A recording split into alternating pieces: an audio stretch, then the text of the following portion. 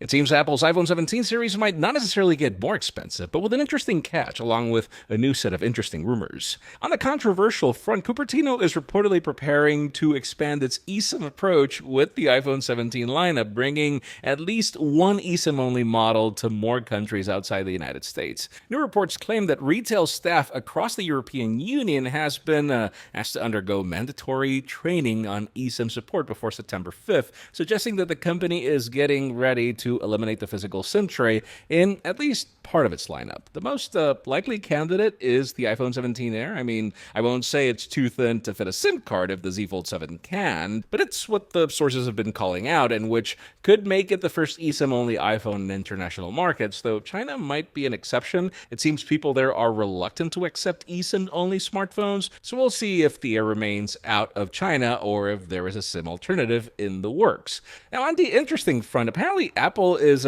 tweaking its accessory strategy. Leaker Matching Boo claims that the iPhone 17 Pro's clear case will see major design updates, including support for crossbody straps and more opaque back with a centered Apple logo for visual balance. Apparently, tinted versions of the case have also been tested and could appear in limited runs later. So, yeah, I'm already wondering what Apple is doing to the back to warrant such interesting cases.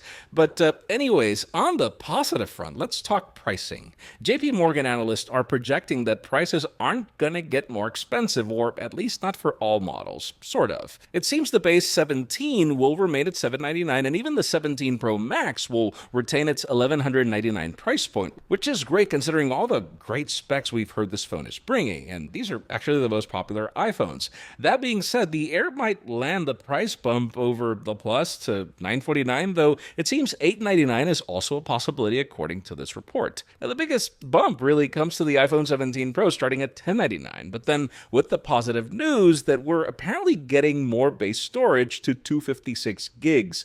Finally, I'm curious to know how you feel about all this in the comments.